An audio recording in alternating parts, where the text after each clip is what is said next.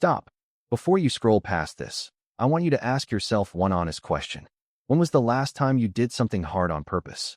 Not accidentally hard. Not had to. On purpose. If you're struggling to remember, that might be your answer right there. Most people aren't weak because they were born that way. They're weak because they stopped training the one thing that actually matters. And no, I don't mean your muscles. I mean the system underneath everything.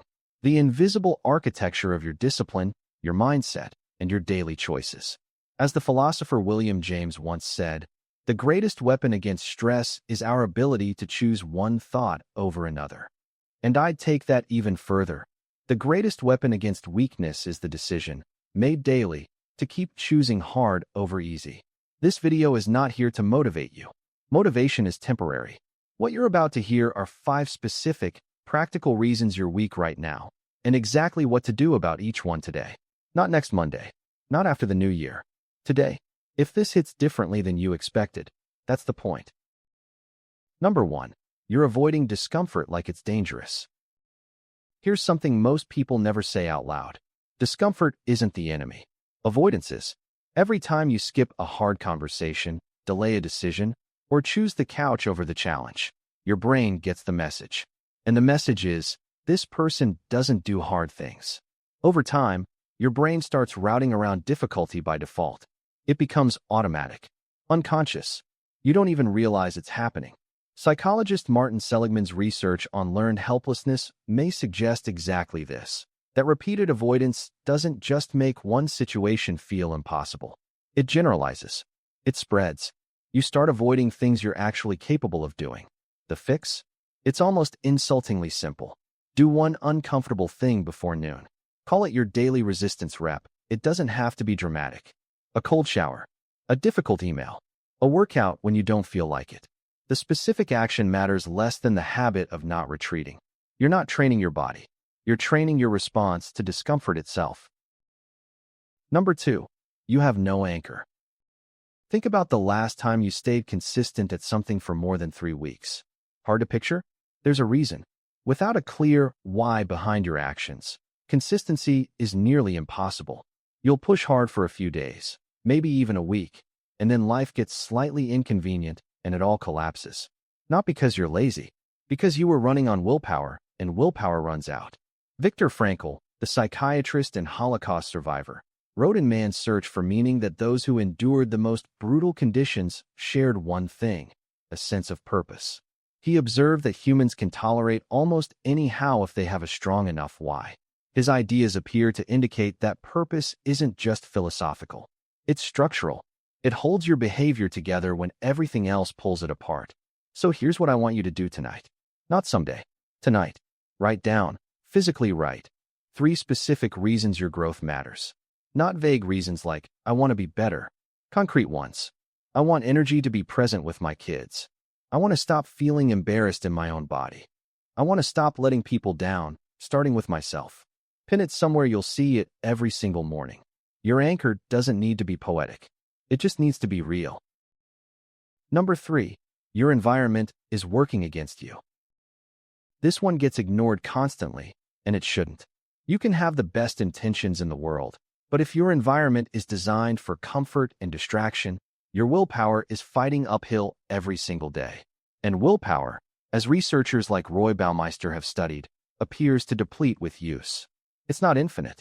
Every small decision you make costs something. Here's a real example worth thinking about. Imagine someone trying to eat better. Their kitchen counter has chips, biscuits, and leftover takeaways sitting in plain view. Their healthy food is in a container at the back of the fridge, behind 3 other things. What happens at 10 p.m. when they're tired and their decision-making is compromised? They grab what's easiest. Every time. This isn't weakness. It's architecture. The environment won the fight before it even started.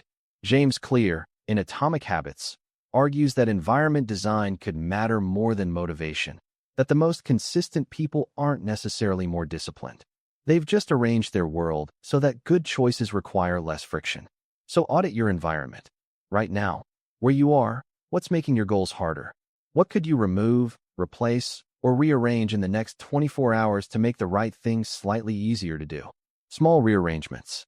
Big results. Number 4. You're comparing your chapter 1 to someone else's chapter 20. Let's be honest. You've probably looked at someone, online, in real life, wherever, and felt that quiet collapse. That, what's even the point feeling, where their progress made yours feel embarrassing by comparison. This is one of the most silent destroyers of forward momentum that exists. The psychologist Leon Festinger's social comparison theory suggests that humans have a near-automatic drive to evaluate themselves against others. It's not a character flaw. It's wired in. But the problem today is that we're comparing against curated, highlight reel versions of other people's lives, filtered, edited, and often completely misrepresenting their actual journey. You're seeing their results. You're not seeing the 4 a.m. mornings, the failed attempts, the years of grinding before anything looked like success. The only comparison worth making is between who you were last month and who you are right now. One practical shift. Every Sunday night, write one specific way you've improved that week. Not, I tried harder. Something measurable. I walked 4 times this week instead of 2. I woke up without snoozing 3 days in a row.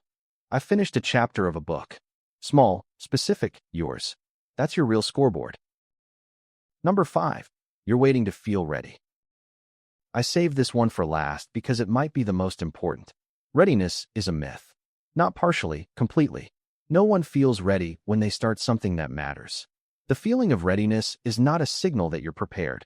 It's a feeling your brain generates when risk is low enough to be comfortable. And the things worth doing are almost never low risk. Brené Brown's research on vulnerability appears to show that the people who lead the most meaningful lives aren't the ones who avoided fear. They're the ones who moved despite it. She describes courage not as the absence of fear, but as the decision that something else is more important than the fear. You don't need to feel ready to start. You need to start in order to eventually feel capable. Capability comes from doing, not from waiting. Here's what that looks like practically. Pick the one thing you've been postponing, the gym membership, the course, the conversation, the career shift, and take one tiny, concrete step toward it today. Not tomorrow, not after this video ends and you've had time to think about it.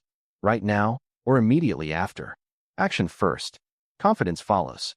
Let's bring this home. You're not weak because something is fundamentally broken in you.